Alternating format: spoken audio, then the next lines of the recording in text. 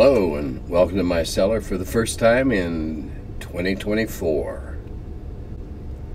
Hope you find yourself in good health and good spirits as the new year begins. Hope no one did anything too foolish celebrating at New Year's. Never understood that thing about New Year's Eve and yay! I always thought your birthday was a lot more important. At least it was to me. Alright.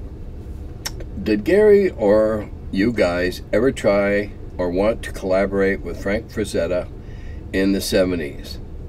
One could only imagine the awesomeness. Well, it would have been Gary and it would have been me, unless he'd sent something to me unsolicited, which wasn't going to happen. It would have been up to Dave Sutherland if Dave wanted to reach out. To be quite honest, I'm not sure that we were that much aware of him, other than as a dude that painted these really great vans. And simply where we were in the Midwest, etc., his art just hadn't penetrated very much yet. Though there's an interesting story about his painting of the Death Dealer. And I'll tell you about it. I'm going to write it down so I don't forget it, because I know I do that crap once in a while. Say I'm going to do something and I don't. But the Death Dealer has a past with Ralpartha and copyright and trademark law. So, all right. No, I'm positive we never did, unless it was something that Dave did on his own, was rebuffed and didn't tell anybody, which, why would you? I got shot down with this guy on the West Coast nobody ever heard of around here. Glad to hear mention of Julie Bill. You may know that she's been doing fantasy illustrations for over 30 years. Well, I know I've seen the name around. And her work's similarity to Leo is no mere coincidence. In fact, they're married. Well, that would explain a lot. And again, for the style of art that it is, it's top shelf.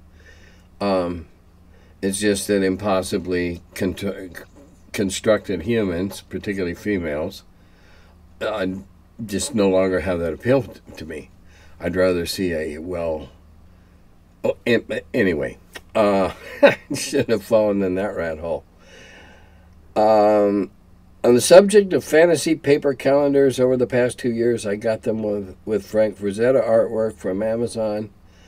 Similar to Boris and the like, in my opinion, cost me some. Yeah, okay, you like the spaces, all right, that's fine.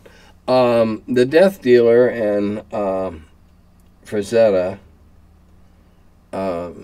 I'll talk about it at the end. I've had Frazetta catalogs and I've tried them all over the years, and so over the last several years I've gone afield to find something different. Looking forward to seeing you in Lake Geneva once again. I jumped on the museum idea before I knew what kind of person was really behind the building of it. Yes, and so do I. I'm sad to admit. Thus giving them a donation to start up. Nope, didn't do that. Though I did offer but never fulfill some artifacts. I'm receiving a membership card. So 2 years ago I went to the museum to see it and take a look at the building where it all began. Well, yeah, the second building that all began in Gary's basement. I'm not happy that I gave him my money now, but I was glad that I got to see it before it's gone. I wish someone who really knows the history of the game, knowing what the history of the game means, would buy the house and open it up for tours and special games. But like I said last week, that is such a choice piece of real estate in Lake Geneva that likelihood grows increasingly dim as Lanasa drowns in his own suet.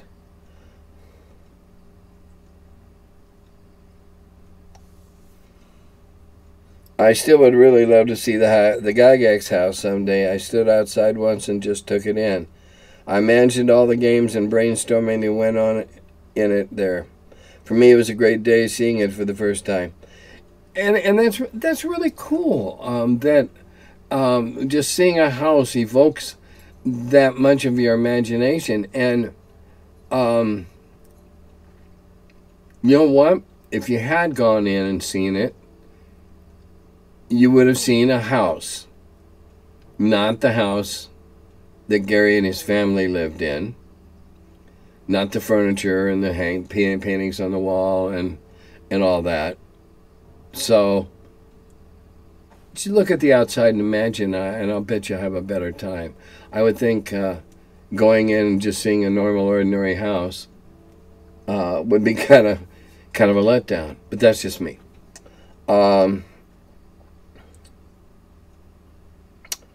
Who were the first sci-fi? What were the first sci-fi themed RPGs? And what did you think of them? Were people playing sci-fi themed miniature battle games pre-OD&D? I'll answer the last one first. Possibly. I don't know how far back Luzaki's spaceship rules go, when they were first published. I know he was making Star Trek models way back when, and is doing it still, I believe. So on the miniatures, yeah.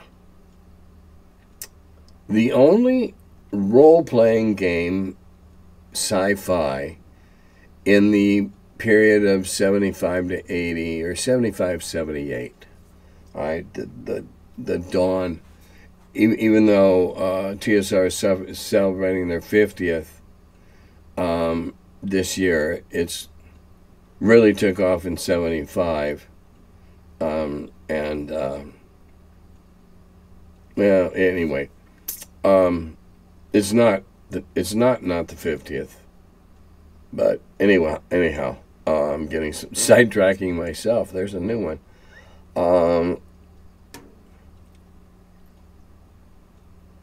The only role-playing game that I remember from that period of time, which probably meant it was the only one that had any traction at all, or else I'd have published stuff about it in the Dragon, was Traveler.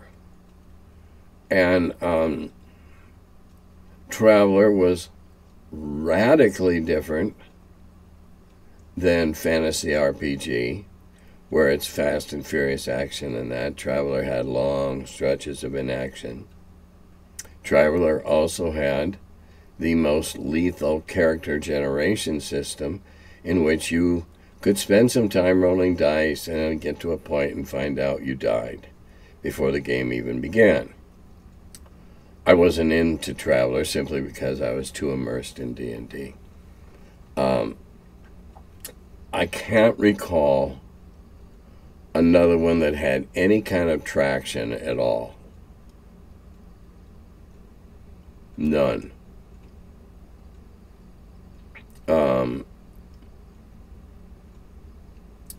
TSR put out something called Space Marines, and I never was sure if that was role-playing or miniatures.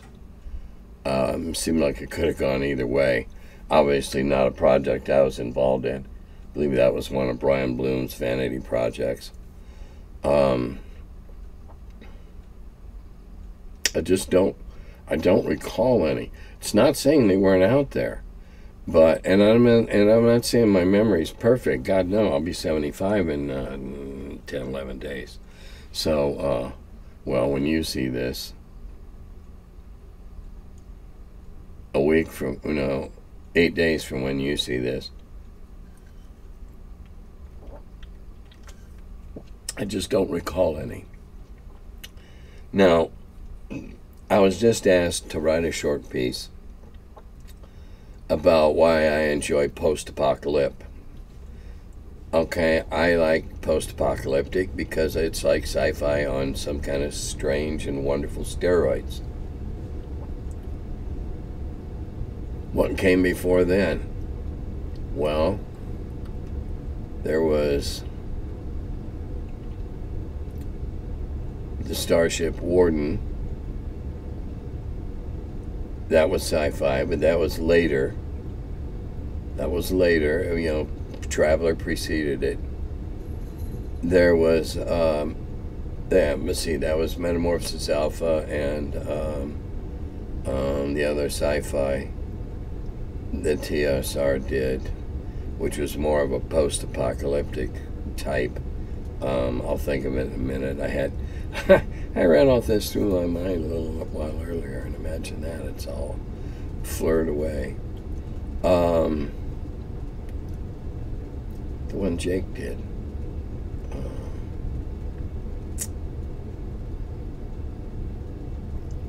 M-A-N. Gamma World. Okay. Whew. Oh, not that old yet. And they were after, but those are the earliest that I'm aware of. There may have been others, but again, they either didn't sell enough to buy ads or didn't sell enough to generate buzz to create an article or, you know, a mention of them. But they may have been there. They just, for the longest time, many in the hobby thought we couldn't do anything but fantasy, only fantasy, and didn't give us any credit for having any sci-fi chops. All right, let's see. Just watched a video you made for Dorks of Yore. Boy, you must have had a lot of time on your hands. That was monumentally long. They broke it up into 6 or 8 pieces to post. And explained so much about the early days. And if the rest of you that are watching this haven't seen it, Dorks of Yore. It's a bunch of pieces.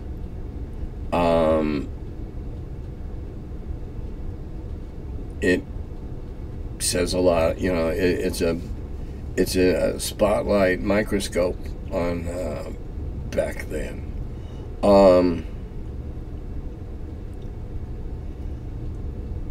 Did I ever play in the dungeon Greyhawk Castle? No, I never did. The only role-playing I ever did after I joined TSR was either running games, which are only a few cons after I joined, or playtesting.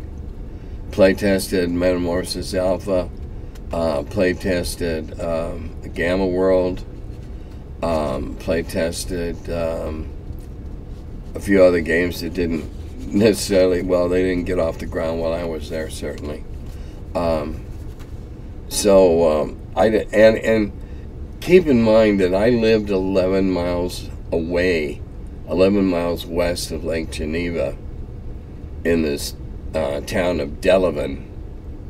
I was married, and I had a daughter.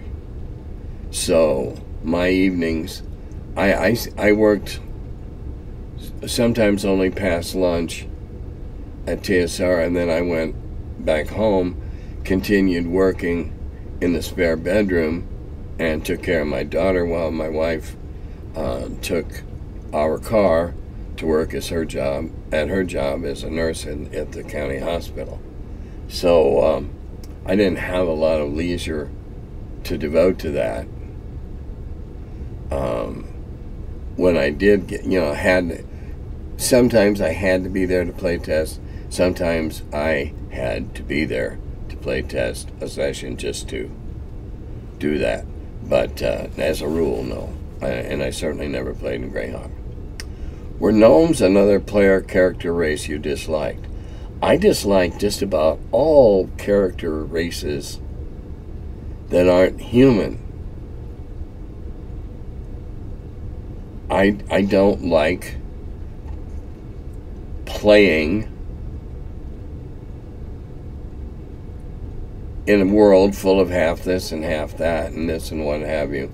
Now, to be honest, those of you who may know this, I'll have to fess up that my first successful character at Gen Con in 1974 was a dwarf. because I was the last guy who came to the party, and they said, what we got? And I said, okay. And they handed me the dwarf, and I succeeded spectacularly well. I didn't play that dwarf again. I don't think... Well, let's go and read some more here. They seem to overlap thematically with other demi-humans, and it seems that they're introduced just for variety. In any mythology or works of fantasy literature I'm familiar with, gnomes never played an especially prominent role, unlike the ubiquitous elves, dwarves, and halflings. Well, it depends on your definition of prominent role. Go read fairy tales and folklore in the Scandinavian countries. Dwarves are evil little twisted buggers that you hardly ever seen above ground. Gnomes are entirely different. Not necessarily. There's several cultural mythologies that place gnomes as neutral or even mildly benevolent races, and occasionally mischievous. So to just blanket them with that one wash of color, it doesn't work. I like using the various characters of other races as NPCs. I think it's much more plausible, because then they can be extraordinary and therefore warrant their place in the tapestry of the story. I believe that a lot of the, especially the half-stuffs, are min-maxing. I believe that if you played a halfling and started a halfling from level 1 the way you would have had to in our OD&D, you wouldn't have thought it so keen. They died quicker than or quick as wizards.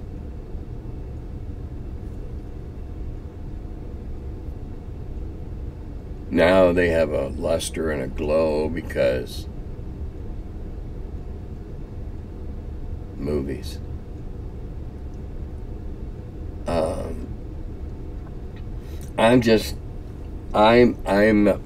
I share Gary's bias. I'm human-centric. I'm biased towards humans.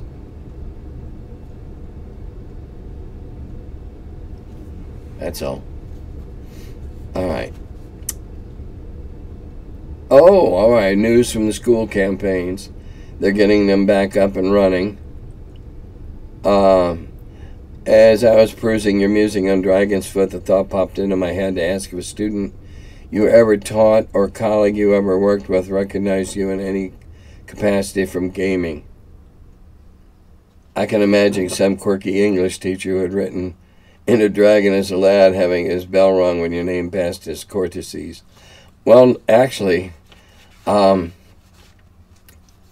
couple, 3 people that wrote into me when they were in college end up as talking heads on the History Channel and the Military Channel. That did happen.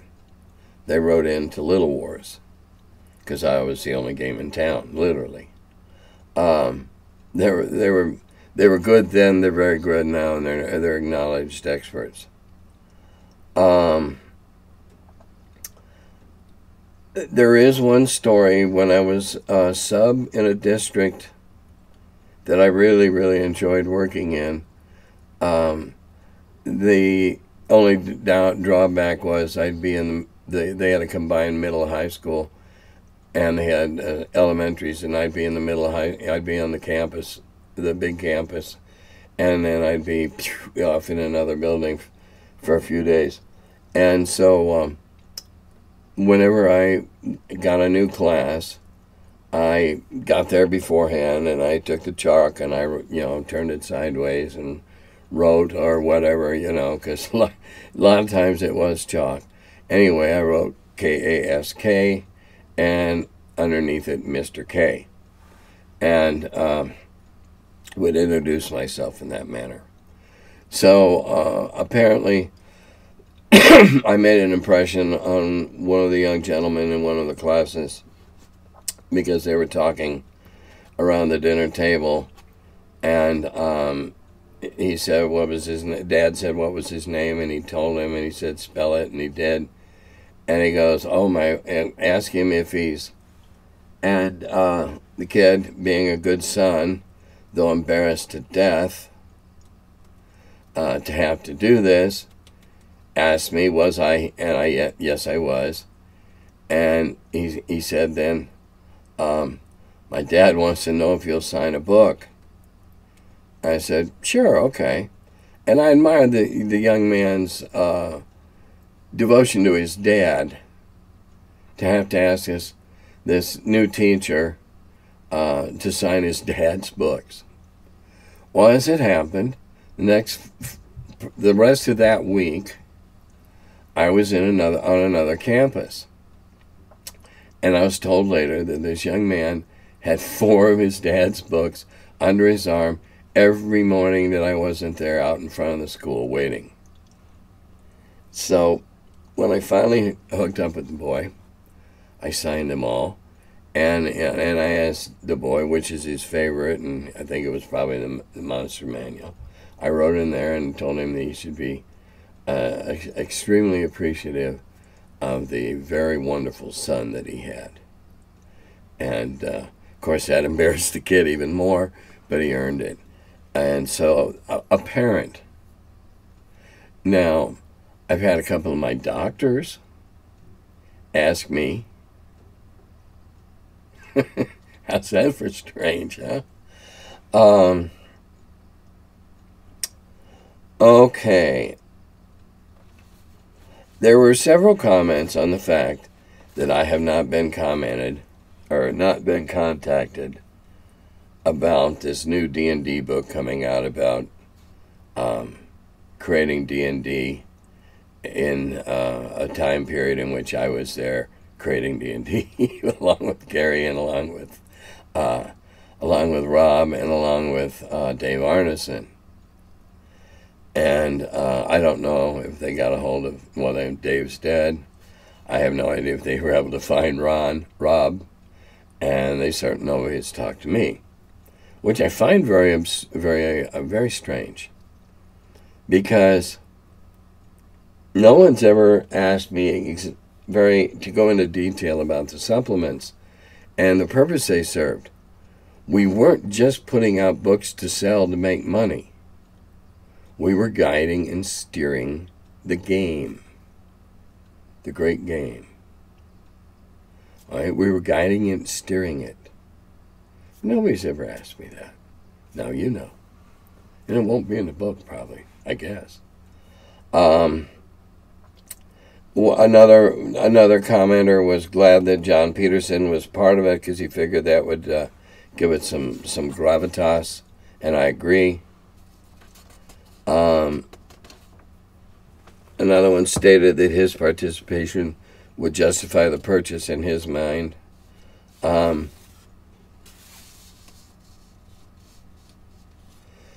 one apologizes for the fact that though I wasn't contacted because he's a historian of the game, you'd have to suck it up and buy it. So I appreciate all that.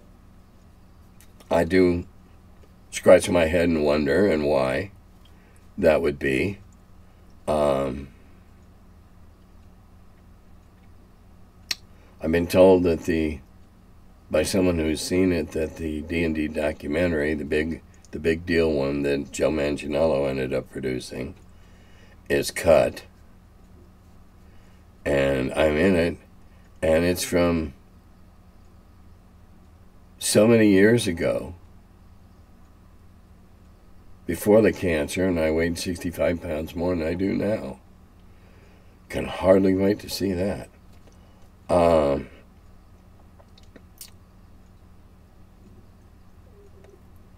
Okay,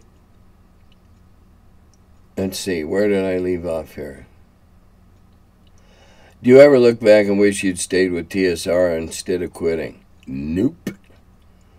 What do you think would have been different if you had stayed? Well, I would have betrayed my own principles and probably committed a homicide. Because I would have undoubtedly killed Kevin or Brian, or perhaps both. They were slimy little worms. And I'm not being flippant. That is my answer.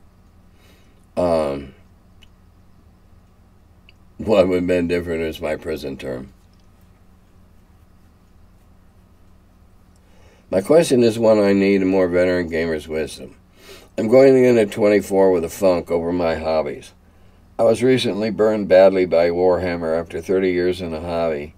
We all know how Hasborg is. Their CEO had to have been visited by many ghosts last Christmas Eve after that mass layoff. Nah, he probably used his $9 million bonus to pad his room.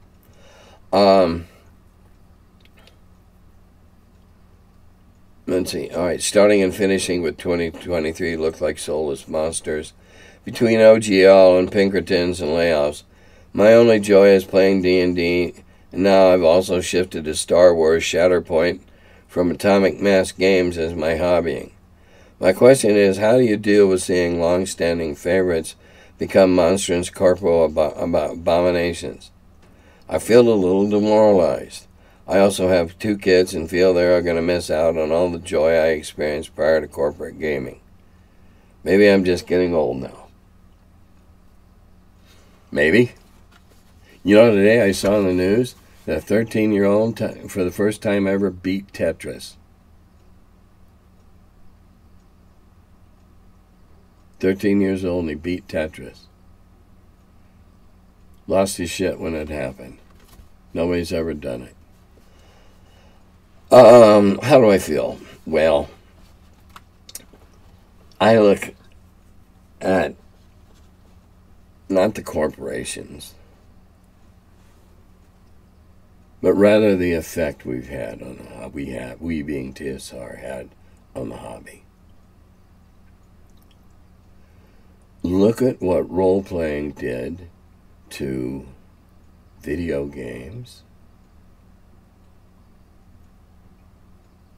That alone.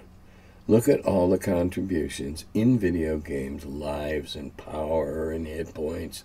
All that stuff comes straight out of D&D.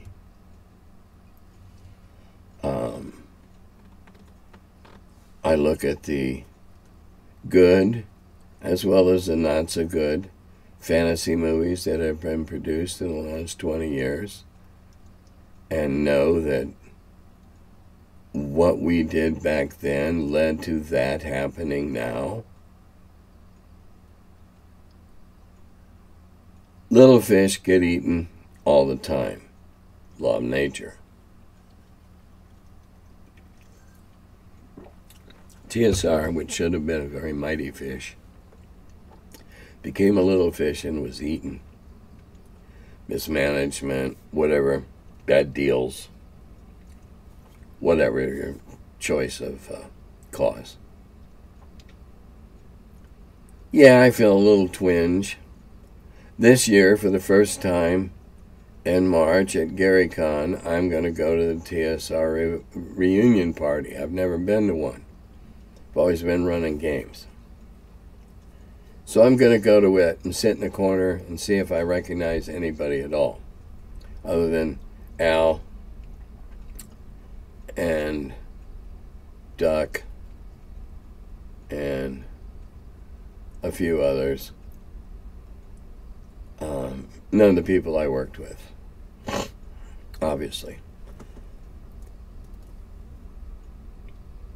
So that'll just be an interesting exercise. I'll get a free meal. I'll get to maybe associate some names with some faces. As far as the other countless little companies that went under, maker of great games wonderful games in the period between 75 and, say, 80, 82. Great games. Small companies. Small companies come and go. They're like rogue plants in your garden. It happens. If you got a really great product, it's not the same. If you have a sustainable product, it's not the same. There were some great, Cosmic Encounters. Well, I'd love to play that again today. Illuminati with 5 or 6 other players who knew how to play the game. What a marvelous, wonderful, treacherous, backstabbing. Oh, what a great game. Sinister plots to conquer take over the world. They went under. Steve Jackson still soldiers on. Steve Jackson Games. God love him. Keep going, Steve. As far as I know, Lou Zocchi is still out there, going to conventions with his beat up. No, I guess his beat up station wagon got totaled. So I don't know if Lou's still going out to the cons that he's always gone to around the Midwest. I don't know. If you dwell on the past, you become morose and unhappy. I look at what the seed we planted brought forth over the next 30, 35 years. So I'm really not sad. Wistful. Every generation thinks theirs is the best and laments the fact that their children won't be able to share it because it will have changed. That happens in every generation. And I'm not being smug. I mean, I have a birthday. Let's see, you'll see this on... Oh, hell. My calendar hasn't come yet. Where the hell's my calendar? You'll see this on the 7th. And a week from that, I'll turn 75. So, you can't keep holding on to the past or else it'll pull you around and you'll begin to collapse. I can be wistful. I can be proud of what we did.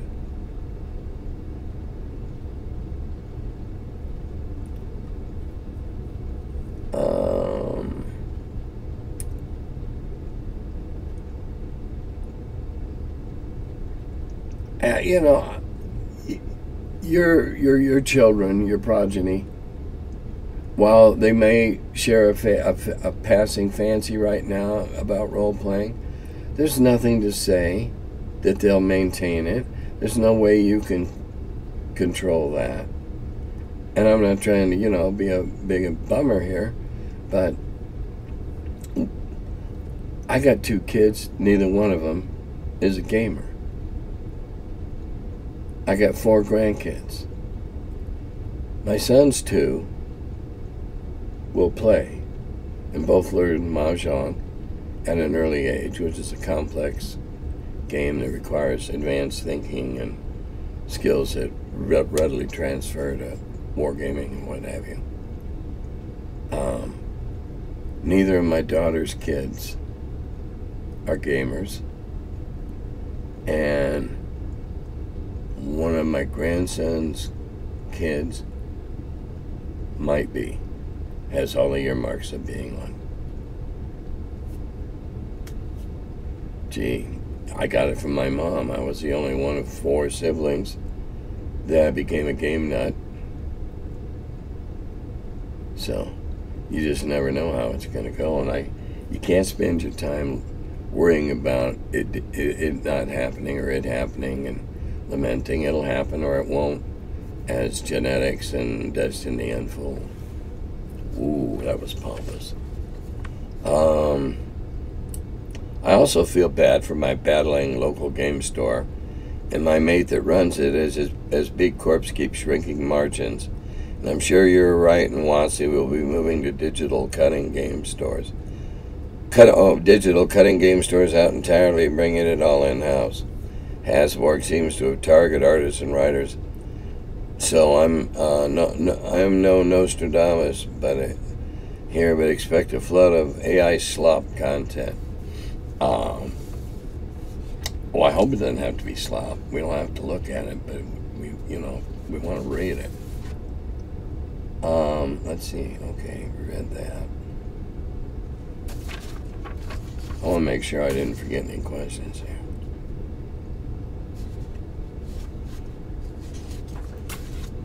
Gonna be another short one. Well, it's your fault if they're short ones, because I'm not getting asked enough questions. There's not enough comments being left. Give me some things I can sink my teeth into without pissing off half the gaming world.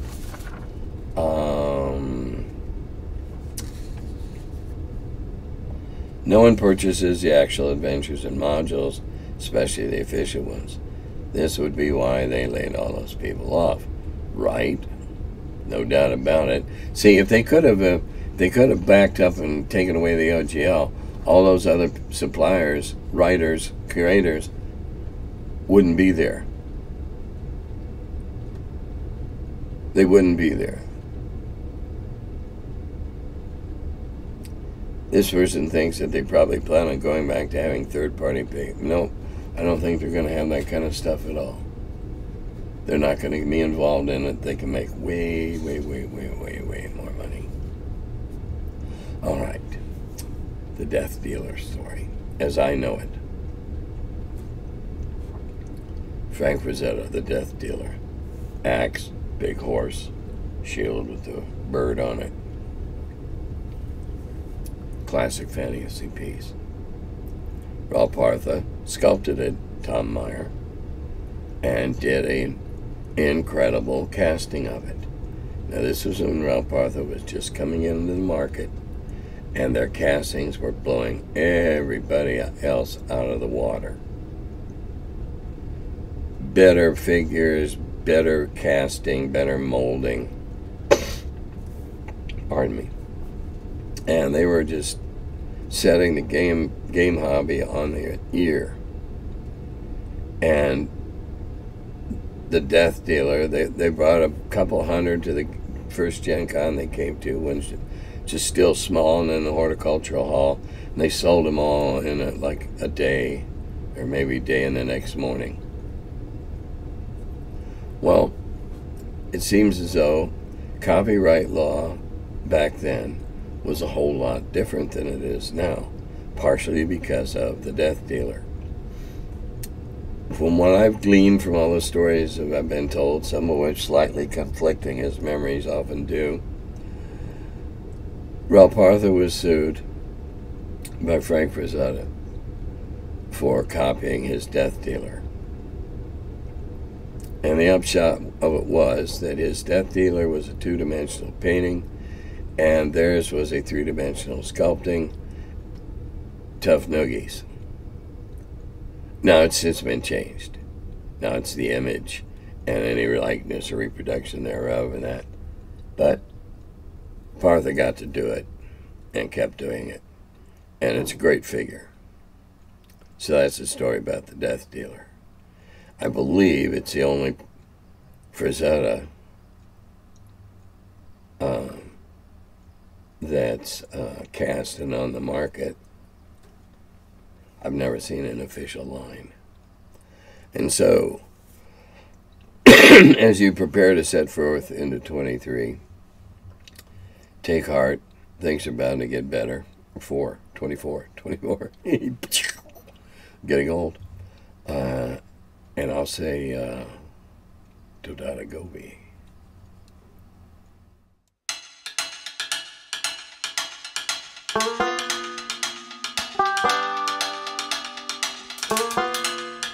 Hello, and welcome to my Cellar.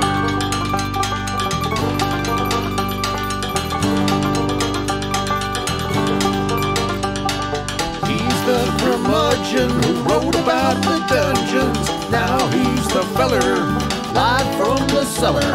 Talks about D&D and old school RPGs. Still quite a feller, the curmudgeon in the cellar. Last man around when them rates went down. Calling Gary in that Lake Geneva town. Hey Gary, it's an awful mess. Let me edit, we'll have success. D&D and Dragon Magazine. He's a curmudgeon who wrote about the dungeons. Now he's the feller, live from the cellar. Talks about D&D and old school RPGs, but he's still quite the feller, the curmudgeon in the cellar.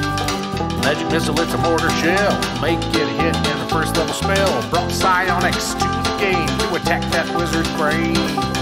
ESR and fantasy, collection of micro armory.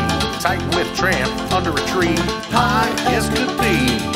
He's the curmudgeon who wrote about the dungeons. Now he's the feller, live from the cellar. Talks about D&D and old school RPGs, but he's still quite the feller, the curmudgeon in the cellar. still quite the feller, the curmudgeon in the cellar. Curmudgeon.